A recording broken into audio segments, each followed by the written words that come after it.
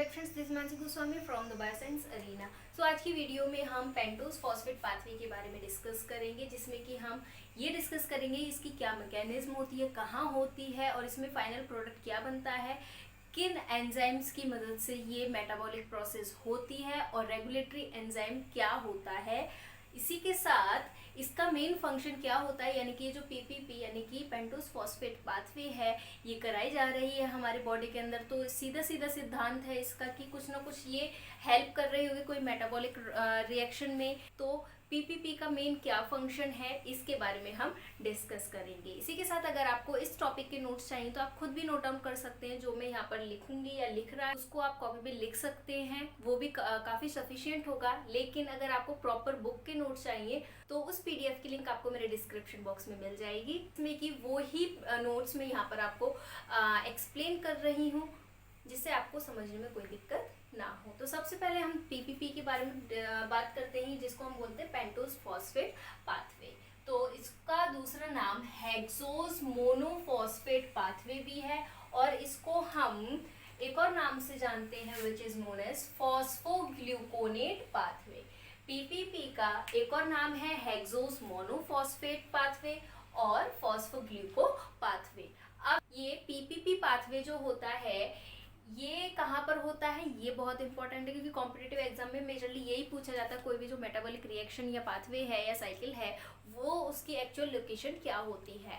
तो इस पाथवे को कंप्लीट करने के लिए जितने भी एंजाइम्स की जरूरत होती है वो एंजाइम्स कहाँ पर होते हैं, सेल के साइटोप्लाज्म में या फिर प्लास्टिड में प्रेजेंट होते हैं। तो इसीलिए इसका जो मेन लोकेशन है ये कहाँ पर होता है, सेल के साइटोप्लाज्म में होता है। ये याद रखना काफी इम्पोर्टेंट है। अब पीपीपी पाथवे में एक्चुअल में होता क्या है, इसमें जो हमारा शुगर होता है विच इज 6 कार्बन, यानी कि 6 कार्बन शुगर को कन्वर्ट कराया जाता है 5 कार्बन शुगर में, जिसमें कि 6 कार्बन शुगर क्या है, ग्लूकोज 6 फॉस्फेट है। इसका नाम आपने ग्लाइकोलाइसिस प्रोसेस में भी सुना हुआ होगा, जिसमें कि ग्लूकोज को ग्लूकोज 6 फॉस्फेट में कन्वर्ट किया जाता है एंड देन फ्रुक्टोज 6 फॉस्फेट में कन्वर्ट किया जाता है। तो ये वही ग्लूकोज 6 फॉस्फेट है। तो इसमें 3 मॉलिक्यूल ग्लूकोज 6 फॉस्फेट के कन्वर्ट कर दिए जाते हैं, किसमें, राइबोज 5 फॉस्फेट में कन्वर्ट कर दिए जाते हैं, जो कि राइबोज 5 फॉस्फेट क्या है, 5 कार्बन शुगर होता है। तो 3 मॉलिक्यूल हम यूज कर रहे हैं यहाँ पर, ऑब्वियस सी बात है। तो क्या होगा, 3 ही हमारे राइबोज 5 फॉस्फेट बनते हैं और इसमें क्या मिलता है हमें, 3 कार्बन डाइऑक्साइड के भी हमें मॉलिक्यूल मिलते हैं, जिसमें कि इस रिएक्शन में बाहर निकल जाते हैं। ये पूरा प्रोसेस हम डिटेल में पढ़ेंगे, अभी बस एक तरीके की समरी में बता रही हूँ।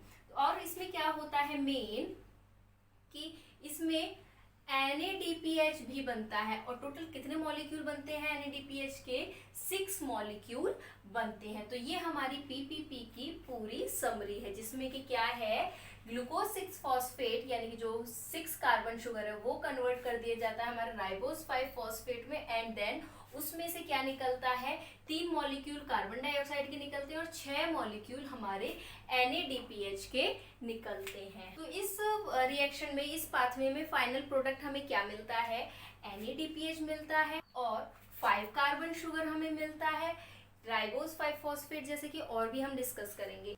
इसी के साथ कुछ न्यूक्लियोटाइड और कोएंजाइम बनाने के लिए हमें जो शुगर्स चाहिए होती है वो हमें मिलती है। अब ये जो हमारा पेंटोज फॉस्फेट पाथवे होता है ये मेजरली 2 फेज में होता है। जैसे ग्लाइकोलाइसिस का पढ़ा था ना हमने कि ग्लाइकोलाइसिस 2 फेज में होता है, पहला प्रिपरेटरी फेज एंड देन उसके बाद पे ऑफ फेज होता है। ऐसे ही हमारा पीपीपी 2 फेज में होता है, जिसको हम सबसे पहले कहते हैं ऑक्सीडेटिव फेज। कौन सा, ऑक्सीडेटिव फेज। और दूसरा होता है हमारा नॉन ऑक्सीडेटिव फेज। अब इससे क्या मतलब है, इस फेज में मेन इवेंट क्या होता है, हमारे NADPH का फॉर्मेशन होता है। और क्या होता है, जो हमारा ग्लूकोज 6 फॉस्फेट था वो किसमें कन्वर्ट कर दिया जाता है, राइब्यूलोज 5 फॉस्फेट में कन्वर्ट कर दिया जाता है, जो कि ये 6 कार्बन कंपाउंड है और ये 5 कार्बन कंपाउंड है। अब नॉन ऑक्सीडेटिव फेज में क्या होता है, इसमें हम इसको बोलते हैं इंटर कन्वर्जन होता है। इंटर कन्वर्जन से क्या मतलब है कि जो हमारा राइबोलोज 5 फॉस्फेट बना है, इससे दोबारा से हम क्या बनाते हैं, ग्लूकोज 6 फॉस्फेट बनाते हैं। तो ये प्रोसेस किस में होती है, नॉन ऑक्सीडेटिव फेज में होती है। और साथ में ये चीज ध्यान रखने वाली, ऑक्सीडेटिव फेज में जितने भी रिएक्शंस होते हैं, यानी कि ये जो प्रोसेस बनती है ये होती है इरिवर्सिबल। कौन सी होती है ये, इरिवर्सिबल होती है, दोबारा से हम इसको रिवर्स नहीं कर सकते। अब ये बात ध्यान रखने वाली है, ये यहाँ से ग्लूकोज 6 फॉस्फेट से जो हम राइबोलोज 5 फॉस्फेट बना रहे हैं, इसका पाथवे अलग है, यानी कि इनके बीच में जो प्रोडक्ट्स बनेंगे वो अलग बनते हैं और एंजाइम्स भी अलग यूज करे जाते हैं। लेकिन जब हम राइबोलोज 5 फॉस्फेट से ग्लूकोज 6 फॉस्फेट बनाते हैं तो यहाँ पर भी जो बीच में प्रोडक्ट्स बनते हैं वो भी अलग बनते हैं और साथ में जो एंजाइम्स का यूज किया जाता है वो भी बिल्कुल अलग होता है। लेकिन हमारा फाइनल प्रोडक्ट जो बनता है वो ये दोनों ही होते हैं। तो यहाँ पर हम अब पहले देखते हैं ऑक्सीडेटिव फेज कैसे होता है एंड देन हम डिस्कस करेंगे कि नॉन ऑक्सीडेटिव फेज कैसे होता है। तो ऑक्सीडेटिव फेज में सबसे पहले क्या होता है, जो हमारा ग्लूकोज 6 फॉस्फेट होता है इसका होता है ऑक्सीडेशन। ऑक्सीडेशन होने के बाद इसको किस में कन्वर्ट कर दिया जाता है, 6 फॉस्फो ग्लूकोनोलैक्टोन में कन्वर्ट कर दिया जाता है, जिसमें कि इस प्रोसेस को प्रोसेस आउट करने के लिए किस एंजाइम की जरूरत पड़ती है, ग्लूकोज 6 फॉस्फेट डिहाइड्रोजिनेज एंजाइम की जरूरत पड़ती है। अब ये जो एंजाइम होता है ये NADP डिपेंडेंट होता है। कहने का क्या मतलब है कि अगर NADP इस रिएक्शन में इन्वॉल्व होगा, साथ देगा, तो ही ये एंजाइम इस ग्लूकोज 6 फॉस्फेट को अपने प्रोडक्ट में कन्वर्ट कर सकता है। तो हम कह सकते हैं इसको हम शॉर्ट फॉर्म में हम बोलते हैं G6PD। तो जो G6PD होता है ये डिपेंडेंट होता है NADP पे। ये पॉइंट याद रखने वाली बात है अगर आप कॉम्पिटिटिव एग्जाम के लिए पढ़ रहे हैं तो।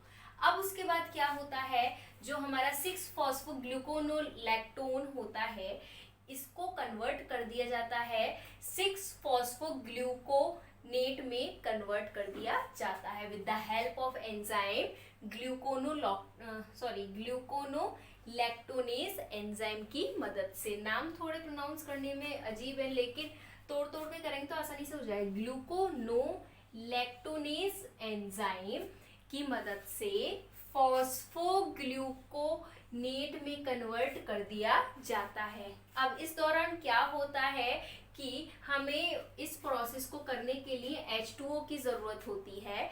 तो H2O यानी कि वाटर इसमें इन्वॉल्व होता है और H पॉजिटिव आयन प्रोटॉन्स का रिलीज होता है। अब उसके बाद क्या होगा, जो हमारा 6 फॉस्फोग्लूकोनेट होता है इसको फर्दर कन्वर्ट कर दिया जाता है हमारे 5 carbon sugar that is राइबोलोज 5 phosphate में कन्वर्ट कर दिया जाता है। इस दौरान भी क्या होता है, जो हमारा NADP होता है ये कन्वर्ट हो जाता है NADPH में। तो और ये किस एंजाइम की मदद से होता है, 6 फॉस्फोग्लूकोनेट डिहाइड्रोजिनेज एंजाइम की मदद से होता है। और इसमें एक और पॉइंट याद रखने वाला है कि CO2 का क्या होता है, रिमूवल होता है। अब क्यों होता है CO2 का रिमूवल, ये बात याद रखने वाली, क्योंकि ये जो हमारा कार्बन है ये 6 कार्बन है, यानी कि 6 कार्बन कंपाउंड है। अब 6 कार्बन कंपाउंड से 5 कार्बन कंपाउंड बनेगा, तो यानी कि एक कार्बन रिमूव हुआ, अब वो कार्बन कहाँ जाएगा, तो वो कार्बन हमारा CO2 की फॉर्म में रिलीज हो जाता है। तो इस तरीके से पूरी ऑक्सीडेटिव फेज चलती है। अब इसमें एक और पॉइंट याद रखने वाली क्या है कि ये जो फेज होती है ऑक्सीडेटिव फेज, इसमें एक रेगुलेटरी एंजाइम होता है और वो रेगुलेटरी एंजाइम कौन सा होता है, हमारा ग्लूकोज 6 फॉस्फेट डिहाइड्रोजिनेज होता है। रेगुलेटरी एंजाइम का क्या मतलब होता है कि ऐसा कोई भी प्रोसेस, या हम एंजाइम की बात कर रहे हैं, ऐसा कोई भी एंजाइम जो इस पूरे प्रोसेस को रेगुलेट कर रहा है, कंट्रोल कर रहा है कि ये प्रोसेस कब होगी और कब नहीं होगी। तो इसका मतलब, तो इसी को हम बोलते हैं रेगुलेशन। और यहाँ एंजाइम की बात हो रही है तो रेगुलेटरी एंजाइम। तो यही एंजाइम बताएगा कि ये कब प्रोसेस होनी चाहिए और कब प्रोसेस नहीं होनी चाहिए। और ये एंजाइम किस पे डिपेंड होता है, हमारा NADP पे डिपेंड होता है। तो क्या होता है, ये जो हमारा NADPH है, अगर ये यूज कर लिया जाता है, यूज का क्या मतलब है, NADPH फर्दर कन्वर्ट कर दिया जाता है किसमें, NADP में कन्वर्ट कर दिया जाता है। तो इसका क्या मतलब हुआ, इसका अमाउंट इंक्रीज होता चला जाएगा। तो जब हमारे NADP का अमाउंट इंक्रीज हो जाता है तो उस केस में क्या होता है, जो ग्लूकोज 6 फॉस्फेट डिहाइड्रोजिनेज है इसको पॉजिटिव सिग्नल मिलता है। पॉजिटिव सिग्नल से क्या मतलब है कि ये एक्टिवेट हो जाता है। लेकिन अगर हमारे सेल में NADP की कमी हो जाती है तो यहाँ पर इसको नेगेटिव सिग्नल मिलता है और ये एंजाइम अपना काम करना बंद कर देता है। अब काम करना बंद कर देगा तो क्या होगा, ग्लूकोज से ये हमारा प्रोडक्ट नहीं बनेगा और अगर NADP का अमाउंट ज़्यादा होगा तो हमारा ये वर्क करेगा। तो सीधे सीधे इतना याद रखना है कि अगर हमारा NADP का अमाउंट ज्यादा होगा तो हमारा ग्लूकोज 6 फॉस्फेट डिहाइड्रोजिनेज एंजाइम काम करेगा, यानी कि पॉजिटिव सिग्नल देगा PPP को और ये वर्क आगे होगा। अगर NADP का अमाउंट कम हो जाता है तो इसको नेगेटिव सिग्नल मिलेगा और ये आगे वर्क नहीं करेगा। सीधा सीधा सिर्फ ये याद रखना है। अब अगर हम इस पूरे रिएक्शन को देखें तो इसमें क्या क्या चीज निकल रही है, हमारा NADPH निकल रहा है। कितना, एक तो मॉलिक्यूल यहाँ निकला है और एक हमारा यहाँ निकला है, तो टोटल कितने हो गए, 2 हो गए। उसके बाद एक CO2 निकला है हमारा, तो एक निकला है CO2। अब हम कह रहे हैं कि अगर एक ग्लूकोज 6 फॉस्फेट से 2 NADPH निकले हैं तो 3 ग्लूकोज 6 फॉस्फेट से कितने निकलेंगे, तो 3 × 2 यानी कि 6 निकलेंगे हमारे NADPH। और ऐसे ही CO2 कितने निकलेंगे, जब एक ग्लूकोज 6 फॉस्फेट से हमारा एक CO2 निकल रहा है तो 3 मॉलिक्यूल से यानी कि 3 ग्लूकोज 6 फॉस्फेट से कितने निकलेंगे, तो 3 × 1 दैट इज 3 CO2 निकलेंगे। तो अब अगर आपको वो रिएक्शन याद होगी, माइंड में होगी, तो अब आपको समझ में आ जाएगा कि 6 NADPH कैसे निकले ऑक्सीडेटिव फेज में और 3 CO2 हमारे कैसे निकले। और इसी के साथ जब एक ग्लूकोज 6 फॉस्फेट से एक राइबुलोज 5 फॉस्फेट बन रहा है तो हमारे 3 मॉलिक्यूल से कितने बनेंगे, 3 राइबुलोज 5 फॉस्फेट बनेंगे। तो ऑक्सीडेटिव फॉस्फोराइलेशन में हमने देखा क्या क्या चीज बनती है। अब उसके बाद दूसरा फेज क्या होता है, नॉन ऑक्सीडेटिव फेज। इसमें क्या होगा, जैसे कि हमने ऑक्सीडेटिव फेज में देखा क्या था, 3 ग्लूकोज 6 फॉस्फेट से हमारे 3 बन रहे थे राइबुलोज 5 फॉस्फेट और 3 CO2 के मॉलिक्यूल्स निकल रहे थे। अब इसी के साथ यहाँ पर क्या था, NADPH भी बन रहा था, किससे, NADP से। अब क्या होता है, जो हमारे राइबुलोज 5 फॉस्फेट होता है इसका आगे और प्रोसेसिंग होती है। जैसे कि मैंने बताया कि नॉन ऑक्सीडेटिव फेज में क्या होता है, हमारे 5 carbon sugar that is ribulose 5 phosphate से दोबारा से ग्लूकोज 6 फॉस्फेट बनता है। तो ये अब कैसे बनता है ये हम जानेंगे। 3 R5P बन रहे थे, तो पहला, दूसरा और तीसरा। अब देखते हैं इनकी आगे आगे कैसे प्रोसेसिंग होती है। क्या होता है, जो हमारे राइबुलोज 5 फॉस्फेट होता है इससे दोबारा से हमारे 2 मॉलिक्यूल तो बनते हैं ग्लूकोज 6 फॉस्फेट के, एक ये और एक ये, और एक मॉलिक्यूल बनता है हमारा ग्लिसरैल्डिहाइड 3 फॉस्फेट का बनता है। तो कैसे जी, ये जो हमारा पहला राइबुलोज 5 फॉस्फेट है इसका सबसे पहले होता है क्या, आइसोमेराइजेशन। क्या होगा, आइसोमेराइजेशन होता है। आइसोमेराइजेशन क्या प्रोसेस होती है अगर आपको पता हो, जिसमें कि क्या होता है, सिर्फ जो कंपाउंड्स होते हैं उनका स्ट्रक्चर चेंज हो जाता है बट मॉलिक्यूलर फॉर्मूला सेम होता है। तो ऐसे ही इसमें ये होगा RU5P that is ribulose 5 phosphate change हो जाएगा ज़ाइल्यूलोज में, चेंज हो जाएगा with the help of enzyme isomerase. किस एंजाइम की मदद से, आइसोमरेज एंजाइम की मदद से। अब इतना प्रोसेस समझ में आ गया। अब उसके बाद क्या होगा, जो हमारा क्या ये होता है यानी कि ज़ाइल्यूलोज कंपाउंड है, अब ये फर्दर चेंज होगा हमारा ग्लिसरैल्डिहाइड 3 फॉस्फेट में। किसमें, ग्लिसरैल्डिहाइड 3 फॉस्फेट में चेंज हो जाएगा with the help of enzyme transketose. किस एंजाइम की मदद से, ट्रांसकीटोज एंजाइम की मदद से। यहाँ तक क्लियर हुआ। अब उसके बाद क्या होगा, जो हमारा ग्लिसरैल्डिहाइड 3 फॉस्फेट है ये फर्दर चेंज हो जाएगा फ्रुक्टोज 6 फॉस्फेट में, एंड देन फ्रुक्टोज 6 फॉस्फेट का होगा देन आगे फिर आइसोमराइजेशन, जिसमें कि क्या होता है, ये चेंज हो जाएगा हमारा ग्लूकोज 6 फॉस्फेट में। किस में चेंज हो जाएगा, ग्लूकोज 6 फॉस्फेट में चेंज हो जाएगा। तो एक मॉलिक्यूल हमें ग्लूकोज 6 फॉस्फेट का ये मिल गया। अब दोबारा देखते हैं, जो हमारा 3 में से एक ये हो गया कंपाउंड हमारा। अब उसके बाद जो दूसरा राइबोलोज 5 फॉस्फेट होता है, इसमें क्या होगा, ये चेंज होता है हमारा आगे S7P, दैट इज सैडोहेप्ट्यूलोज। क्या, सैडोहेप्ट्यूलोज, सैडोहेप्ट्यूलोज 7 फॉस्फेट। क्या, 7 हेप्ट्यूलोज 7 फॉस्फेट, जिसमें कि क्या हुआ था, यहाँ पर 5 कार्बन थे, अब इसमें कहीं से 2 कार्बन और आ जाते हैं और ये 7 कार्बन कंपाउंड बन जाता है। ये 5 carbon compound and then 7 carbon compound में चेंज हो जाता है। किस एंजाइम की मदद से, सेम एंजाइम ट्रांसकीटोज एंजाइम की मदद से। हमारा यहाँ तक क्लियर हो गया।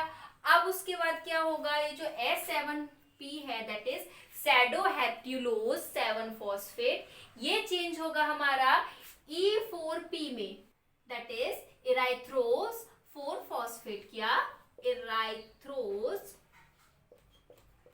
4 फॉस्फेट में चेंज हो जाएगा। किस एंजाइम की मदद से, ट्रांस एल्डोलेज एंजाइम की मदद से। अब उसके बाद नेक्स्ट क्या होगा, जो हमारा E4P है वो देन दोबारा से ग्लूकोज 6 फॉस्फेट में कन्वर्ट कर दिया जाएगा। किस एंजाइम की मदद से, ट्रांसकीटोलेज एंजाइम की मदद से।